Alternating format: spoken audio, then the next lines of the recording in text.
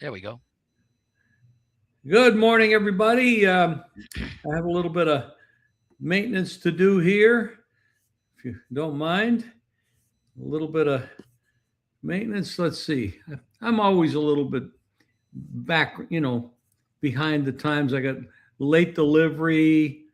You know, what am I supposed to do here? Okay. Pizza back. There we go. There we go. There we go. And this is Proline TV, of course. Jim Feist, Andy Isco, and man, oh man, do we have some stuff to talk about.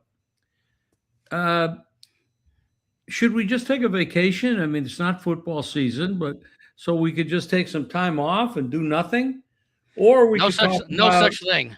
or we could talk about the big Golden golf Knights. tournament that's coming up. We could talk about the NHL. We could talk Stanley about Cup, the yeah. NBA. We can talk about the NFL. We can talk about college baseball. Let's see, what else? What am I missing?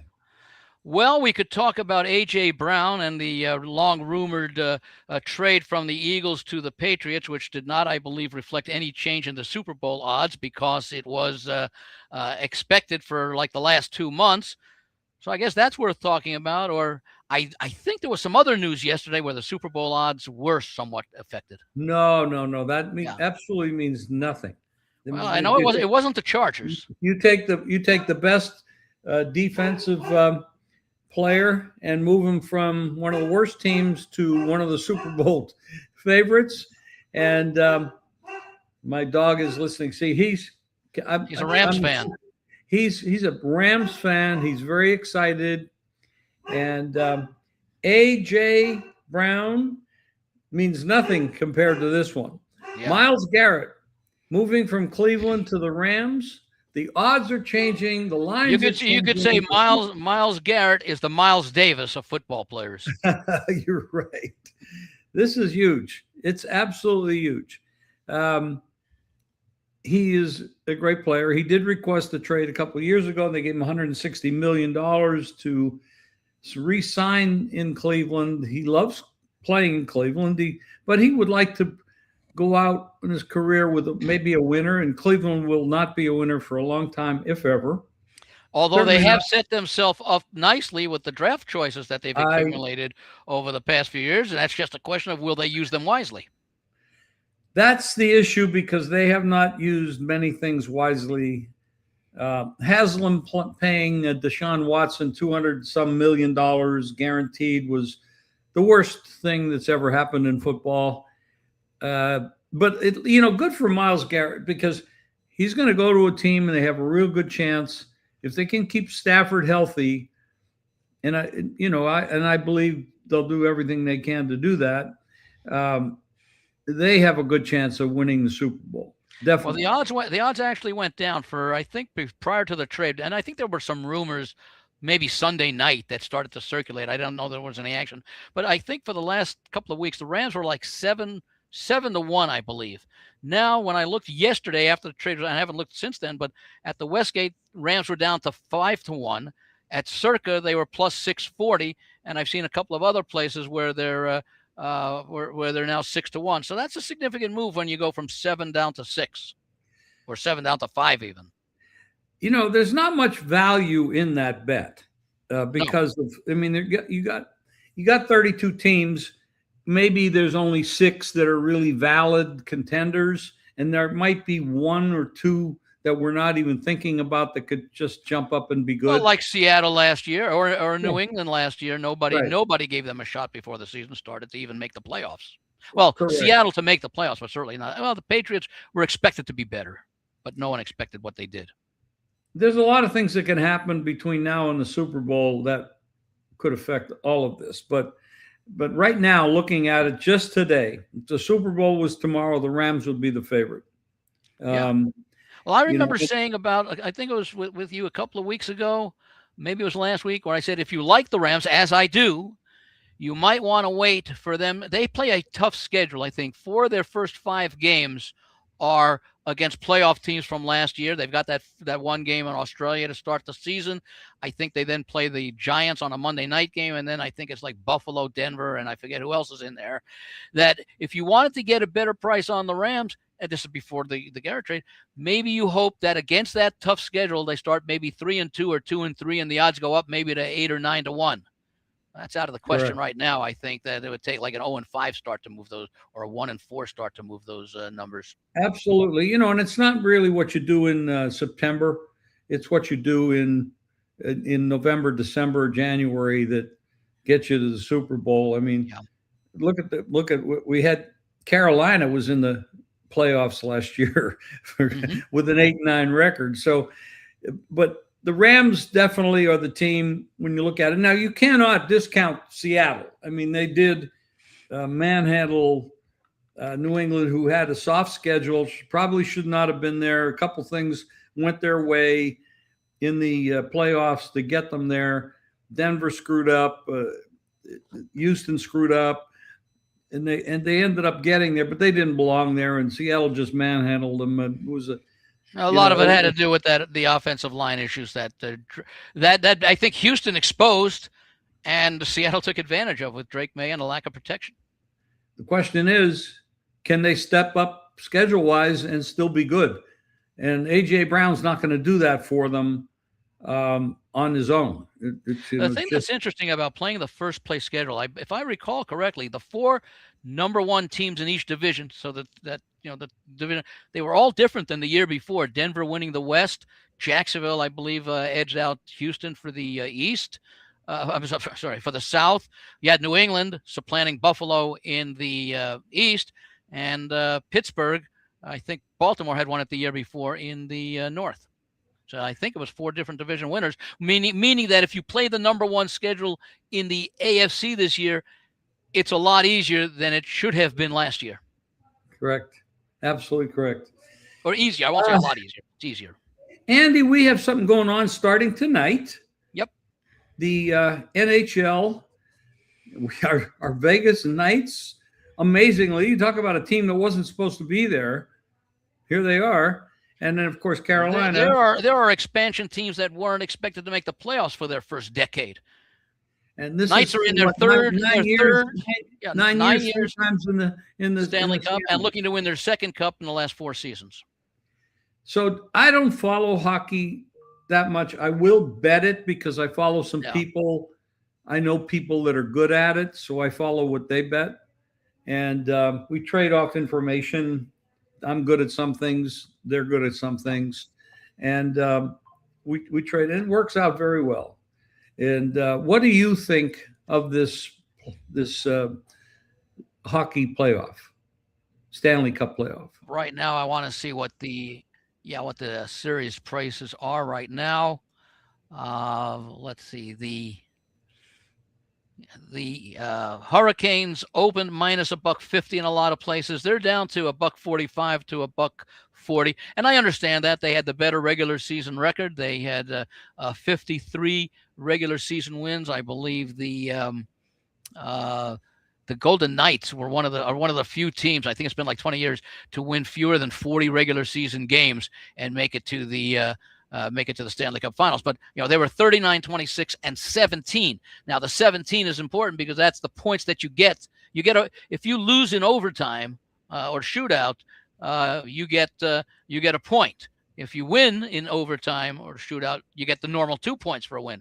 So they were not all that fortunate in the overtimes, but they made it through the overtimes often enough that they had enough points because of those 17 overtime loss points that they were able to get into the playoffs. And they had, I think, about, 15, 18 points less than Carolina had I think it was double digits at some point. But Carolina's been absolutely a monster. They had swept their first couple of series, and then they had that long layoff before facing Montreal. If I recall correctly, Montreal got out to, I think it was a 3-0 lead in the first game of that series, and they ended up winning it, and Carolina came back and won the next 4.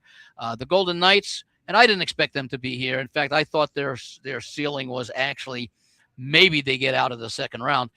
They took Utah to 6 games. I think it was Anaheim to 6 games. And then, of course, what they did to Colorado, I think, was about as huge an upset as there has been in Stanley Cup history.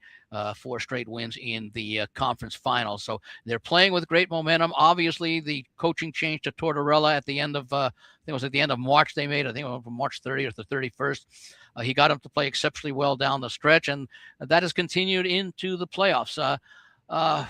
Hockey is such a low-scoring game by nature, and both teams have been getting excellent goaltending. The play I made in Game 1 was under the 5.5. Both teams will have had a little bit of rest, not like a week or so, but they'll have had close to it. And I it's kind of like my thoughts in the NBA, which we'll get to next. And that is, I expect with the Golden Knights' experience, this is the first time I think that the Hurricanes have been in the final for quite a long time.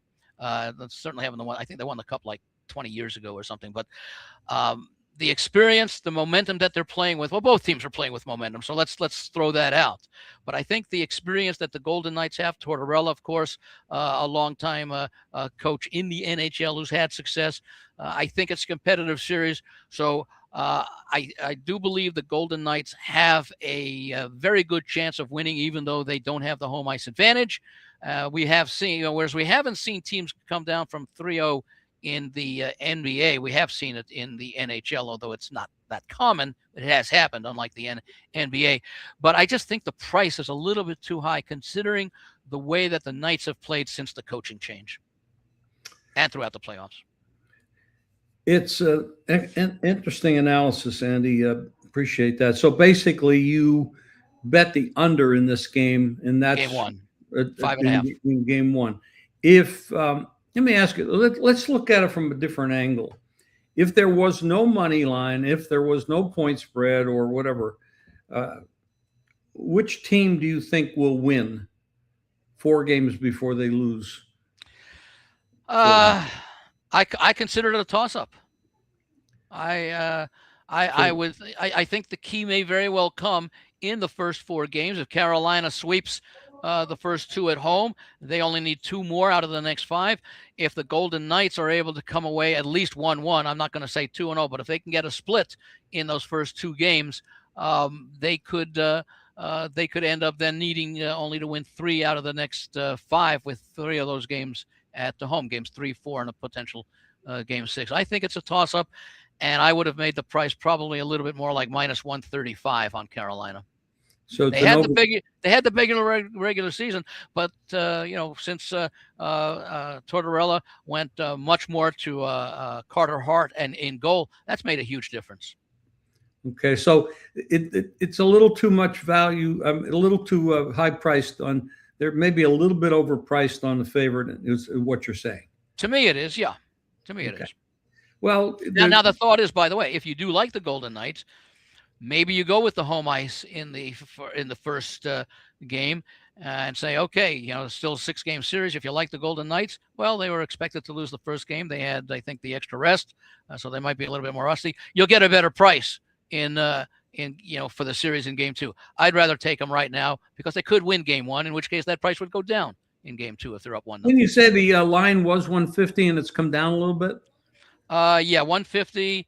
Let me just see where it is here. I'll throw a couple of books out here in Vegas. Westgate opened 50, Circa opened 50, Nugget opened 45. Westgate's down a nickel to 45. Circa's down a little bit more to 43. Nugget is still at 45.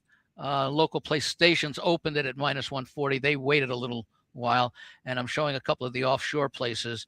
Let me see. I think this is DraftKings. I don't see their series price. Okay. I see. Bet Phoenix, I guess, is another one. I don't see FanDuel, and they're all that. The other ones that I do see are in that 145 to 148 range. So basically, we have seen some money come in on the underdog Knights. Yeah. Now, you wonder. And by the way, I think had you seen the Knights beat Colorado in a 7-game series, or the game that went 7 series, you're probably looking at Carolina minus 180, if not higher. I see. Okay.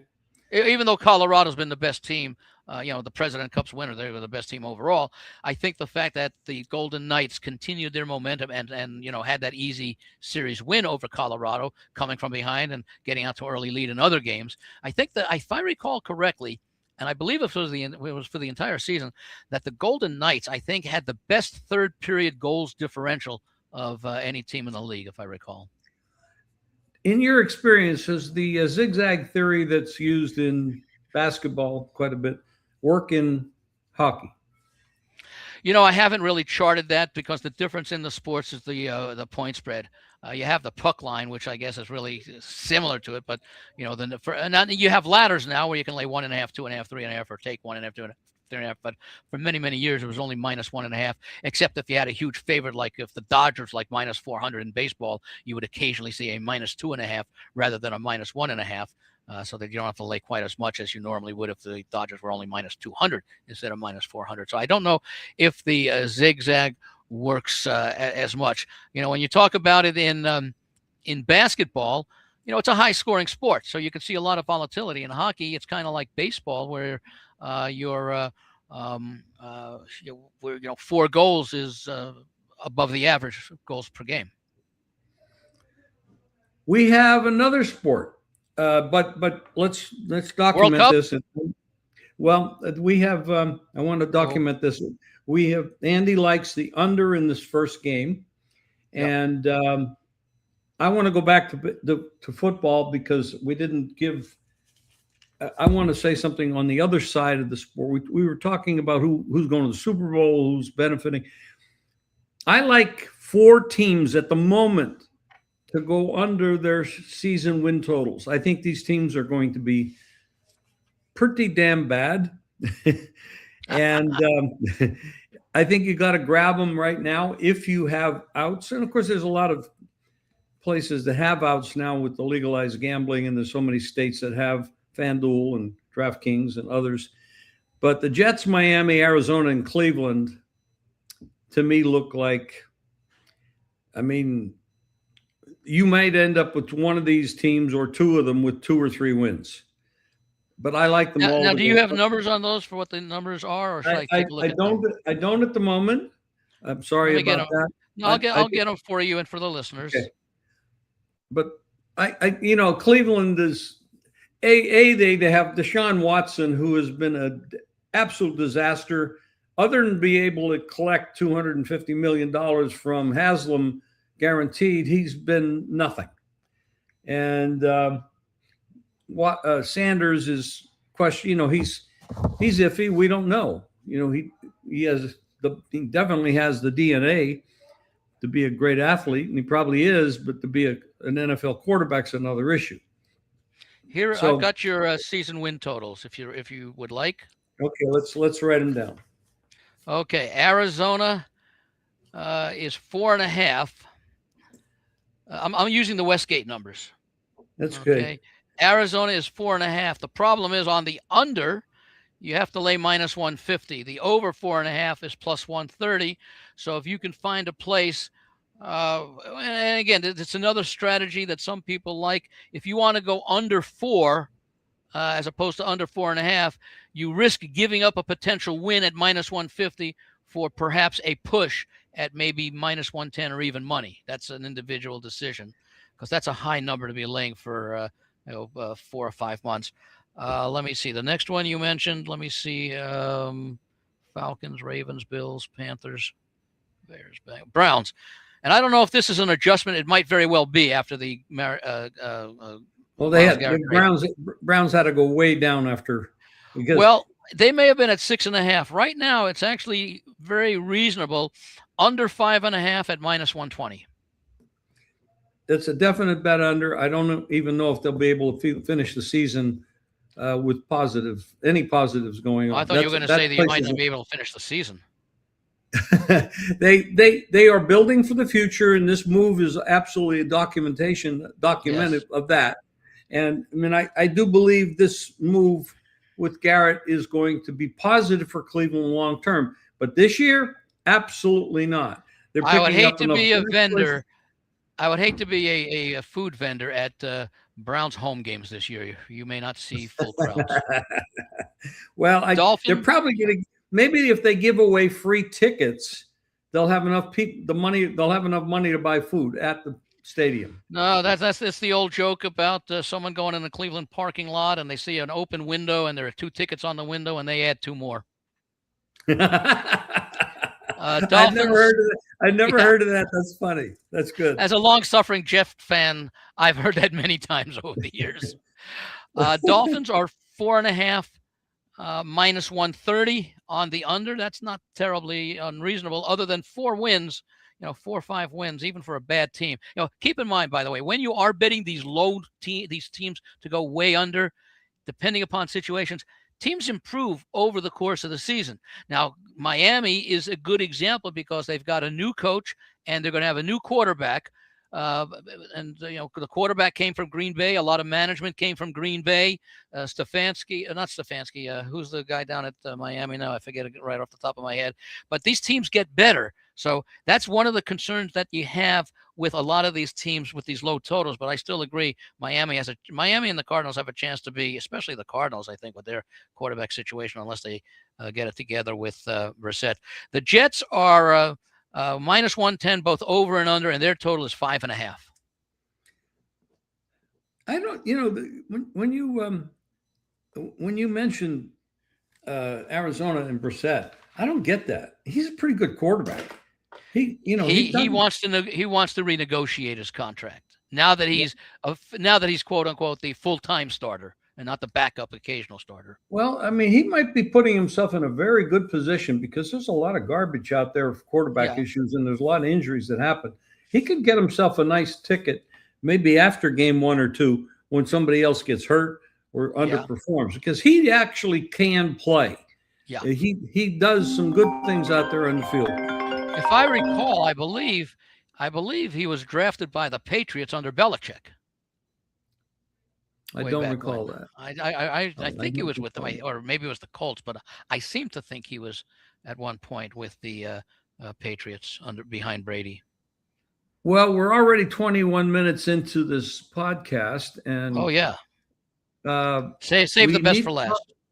We need to talk about the NBA playoffs that start tomorrow night, tomorrow is Wednesday. I'm not sure when this will air, but Wednesday night.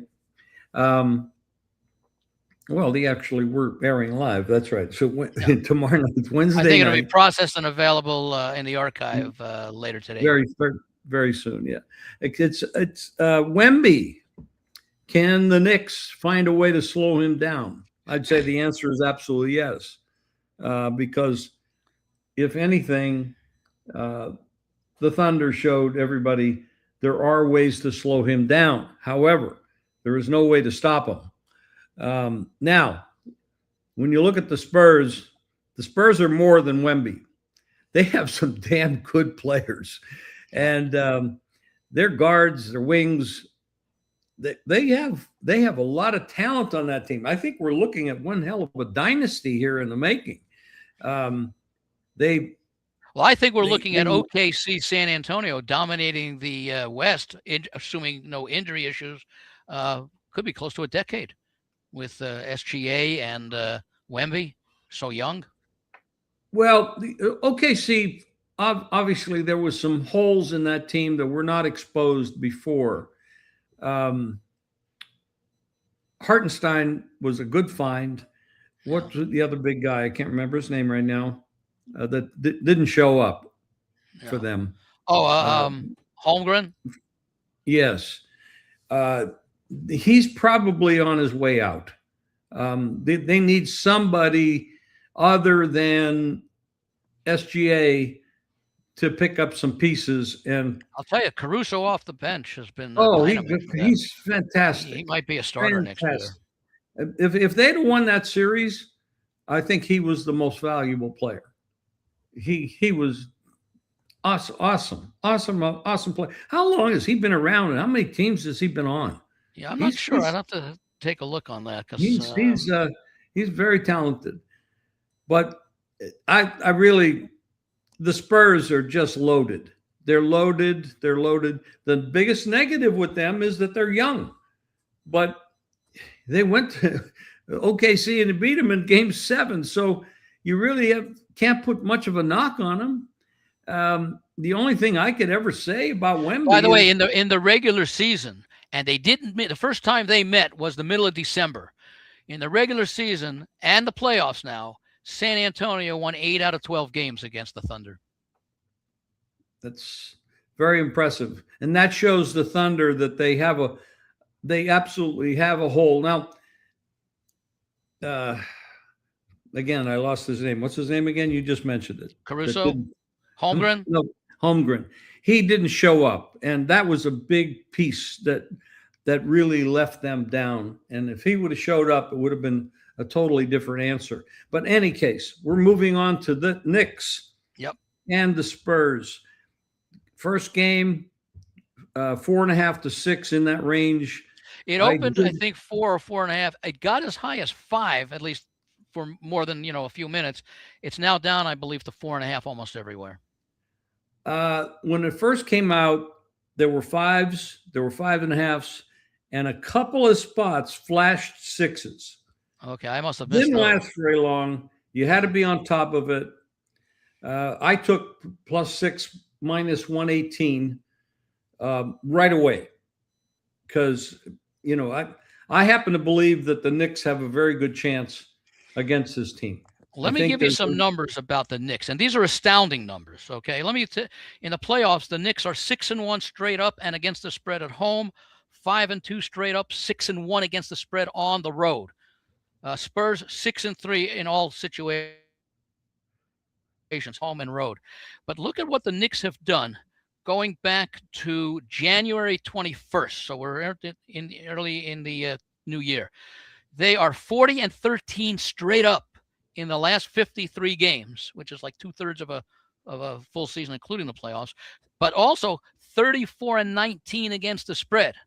And if you go even further back to, I'm sorry, if you go to March, since March, which is about a month before the end of the season, middle of March, 24-6 straight up, 19-11 against the spread. So the Knicks have played excellent basketball for over 50 games, and more recently in their last 30 games. I mean, that's a team that is, you talked about football. It's not how you play in September and October. It's how you play in November, December, January. Well, this is it's not November, December, January for the Knicks. It's March, April, and May. I totally agree. This is going to be, I think, a very close series. And they took 2 out of 3 from San Antonio in the regular season. But the first one, I think Wemby was out for one, and I think Holmgren may have out for the other. But the more recent meeting was later in the season in March, and the Knicks won that one easily. And I don't know if anybody has clinched like the number 1 or 2 seed already. So it's not like Spurs were playing out this season yet. Now, the knock on the Knicks, and I don't agree with this, is there's no Wemby, there's no SGA. Well, the knock on the Knicks is that Brunson is too small, and you can't win with a really small guard like him. Well, I'm sorry, folks.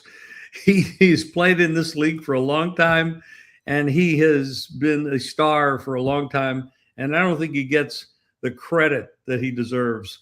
He's an amazing player. He played at Dallas, and he played with Luka. And you can believe this, that those two guys were on the same team. Who the hell decided to get rid of both of them? They're both gone now. One's in New York, one's in LA. I mean, Dallas needs to reset their mindset because that's ridiculous. Brunson is an amazing player. Now, the Spurs have some great guards that can get in his face, slow him down. And Wemby, of course, if he's around the basket, he can, stop penetration to the boards. But they have other players that can step up, and they have physical players that can get in Wemby's face and muscle him like Hartenstein did. Keep in mind, Karl Anthony Towns, center, for the Knicks, he's no short guy. He's 7 foot tall. Andy, it's not 7'4", but. At this stage, we talking about 7 foot. He's short. It's a crazy world. I'll tell you what. Although to be fair, how heavy would you think a 7 foot tall guy should be to play in this league?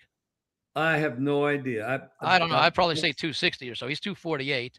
Let me see what Wemby is he looks weight very wise. thin, but I'm sure he's going to muscle up too. He's only 22 years old. So well, let's see. He's 7'4". Oh, he's only 235. Towns could push him around, maybe at the knees, but you know the skill level. It's not but just how tall keep in you mind are. their body There fat is have like been 6%. So that's why they're not like 280. the size is one thing with him. He's a very talented young man. Yeah. We've had 7-footers and 7-4s and so on and so forth. I mean, Olajuwon was great. Jabbar was great. I Will mean, Will, of course, it might have been the best ever. They played in a different decade, different style. Everything was different, but different century, it feels like that. Yes. 50s and 60s. I think this is a 7-game series. I really believe this is a 7-game series. I don't think there's any edge here for anybody. And at home field, I don't think these teams are affected by home court. They've been through it all. The stats should just, I mean, yes, Wemby and company is probably going to be the face of the league for a long time, unless somebody pops up that we don't know about right now. But I know there's a 7'9" kid in high school right now that might show up in the NBA in the next couple of years. That I did say 7'9". Yeah. and, You couldn't see me do a little double take there. By the way, Spurs open minus 185 in some places, minus as high as 210 at Circa. They're basically minus 185 to 190, and then take back on the Knicks right now is roughly plus 160 to 165 for the series. That's for the series. And if the Knicks were to win game 1, what would that adjust to? Let's see, minus 185 now for the Spurs. We've already seen a little bit of action on the Knicks. I would say minus 180, maybe 165, maybe 160. I don't know how much of a, if it's a close game, it might be 165. Spurs will still be favored, but I don't know how much it'll go down.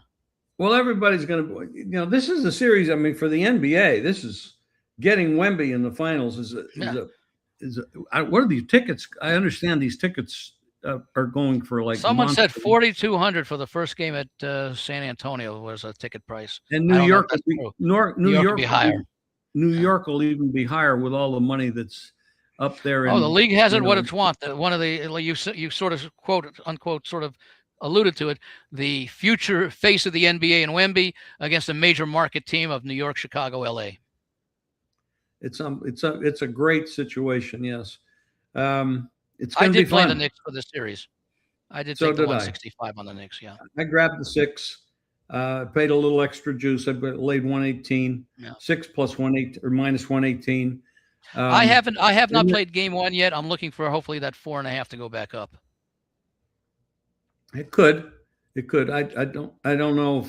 Well, I think it was wise guys. The sharp guys like you who were able to get it up at that 5.5 and 6. Okay. And then others followed you to move it back down to 4.5.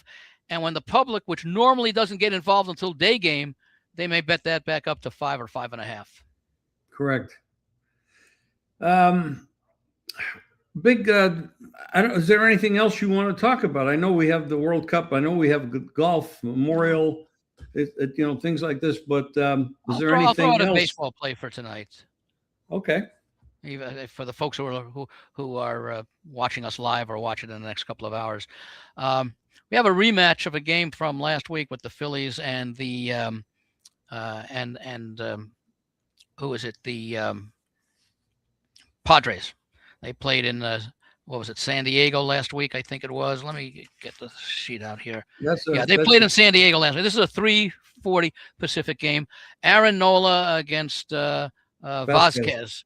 And both of them are not in good shape. Nola's been better than he was at the beginning of the season, but he's still been hit hard. Total is 8. I'm going to look for this game to go over the 8. I agree with that, and the juice is saying that as well. And if it's warm weather, of course, that helps with the carry. So, I can't argue with that. Let me see if I can find a baseball play that I like here. I bet so many games I can't even remember Weather what I bet. expected to be 74 degrees with under 10 miles an hour wind. Well, 74 isn't that hot. It's No, not. but it's ideal for this time of the year. It's perfect. It's perfect weather. Like Back east. we're gonna be 100 degrees here today Yeah. in Vegas. But let me see. Uh, hmm. What do I see? Well, I do like Seattle over the Mets, but I don't know who Gilbert is facing. I don't know who's pitching for the Mets in that game. I like Gilbert in that spot, but you're Yeah. laying Let me see if 149, I've got. 150. Yeah, they're still showing undecided, which means they may very well go with with an opener. And yeah, that's what I was thinking. Opener, um, Pittsburgh, Houston, Chicago, St. Louis. Interesting here. It's a the Yankees have this kid. How do you say his name? Schlittler. I'm going to be say it very slowly. Schlittler. Okay, 252 is the price that I'm looking at. I mean, And Cantillo's not been all that great, but if you play the run line, you get the Yankees to win by 2 or more, minus 120, minus 110 to minus 120. Yeah, but the other pitcher for Cleveland, I mean, Cleveland's not that bad. The pitcher isn't that bad. Cantillo. Yeah, let me see what I have on Cantillo. I would probably say first 5 under. Would that be 3.5? Probably 4.5. Let me see. Oh, it can't be 4.5. You're looking at a 7.5 line. Oh, it was a 7.5. Yeah. It might be. Yeah, it could be. Let me see here. Okay, I'd say first 5 under. Okay, yeah, let me get to that here. First 5, and we'll go sides and totals. It is 4. 4 shaded slightly to the over. First 5. Minus 20 for the first 5. I got to bet Cleveland Yankees first 5 under. That's definite. Definite. Let me see what the run line is for the first 5. Yankees minus 160. Can't do that. I'd go Milwaukee minus 1.5 runs for the game.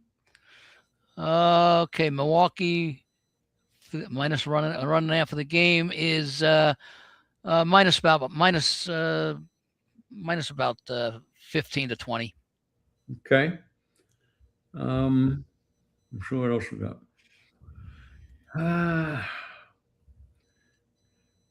Interesting here.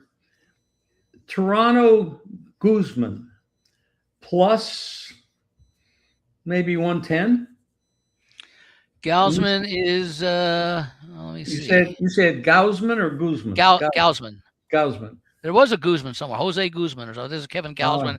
Started his career with Baltimore, if I recall correctly. I'm showing plus 108 to plus 110. Okay. He's also going up against a good pitcher in Elder. Yeah, but interesting though, Andy, that the price went from 131 to 114. Yeah, and I'm wondering if that might have been a change in pitchers. I don't believe so. No, I don't see a pitcher change at all. No, I mean that had been reflected. Yeah, no, I'm not seeing that. Yeah. I've seen a lot of moves in the last couple of weeks where it's basically 2/3 to 3/4 of every game that's moved has moved towards the underdog. That's not a bad way to go in baseball. And it's usually been over the 2 hours leading up to first pitch. It's not a bad way to go in baseball. No, I mean, you got to be careful. I mean, these are not big. Some of these games are not big prices, so you can't really worry about the price too much. But I'm seeing and feeling like Texas with Evaldi might be a road dog here that might be a good spot. Now, I'm not saying anything in St. Louis in May, but it also could be a good underplay. Well, let me see what Evaldi has done his last few games. He had been in a nice stretch for 3 games, 7 innings, 8 innings, 7 innings, 0-1 and 0 runs. He's given up 3 and 5 in his last 2 games, but he's also both gone 7 innings in both of those games which is rare. So you'd be turning it over to the bullpen. So I Let me mean, that's see. a lot of good stuff we just Yeah, gave you there. yeah, But Andy, if you don't have anything else, we're actually, I guess we're probably running long for our a little segment. bit. Yeah, Yeah. not too bad. What do you got that you want to talk about? No, that was pretty much it. I wanted to give out those stats on the Knicks and how they've played really over their last 50 something games, and just that baseball play today, the over in the Okay. Vasquez Nola game between the Phillies and the Padres. Okay. So what did we do with? Did we give out anything for the Oh, I basketball did. game? Oh, I mentioned. Well, you mentioned it. You took the. I think you got the 6 with the I Spurs, did. Now, and if you, I'm. I can't, getting six. Six is a good. I mean, Yeah, that's an important number. I'm not saying you shouldn't bet the game, yeah. but you are getting less of a number, and I can't tell people to bet six because you're not going to find it. No, I'm gonna At this wait and point. see. Right now, you can get 4.5 if you want to buy it up to 5. You've got one less number protected than the 6. We'll see what happens as we get closer to game time. Again, it's not till tomorrow, so we'll see if some public money starts coming in. I did mention that I played the Knicks plus 165 for the series, and like I say, I will see what happens with the point spread for game one, and that I played the Golden Knights. I think it was plus 130 in the series against Carolina. And by the way, if you're able to, live betting in these games is amazingly profitable. Yes. You know what the hell you're doing. Just Yes. you just watch the games. You get a feel for what's going on. If you see any mismatches or bad coaching, moves and stuff like that. I mean, you can do very well live betting. By the way, this show is brought to you by Dom DeMarco's, a pizza restaurant, wine bar, great Italian food here, 9785 West Charleston here in Las Vegas. If you're in town, you got to go there and check it out. If you're coming to town, make that one of your stops. Great food, awesome. The Albert Scallett, great owner, and the staff is awesome as well. So we thank them for sponsoring this. Andy, anything else? By the way, No, we gotta get together and go over there and have a pizza. that sounds good. We'll do that as we It's get ready for easier for football me season. because Yes. it's right Yeah. around the corner. But- Well, that's okay. To see you, to see Al, to have the pizza, that's worth the drive. Okay. Have a good week. We'll talk to you. I think our next show is Friday. Yes, with Greg. Okay. We'll talk later. Thanks, guys. Thanks, everyone.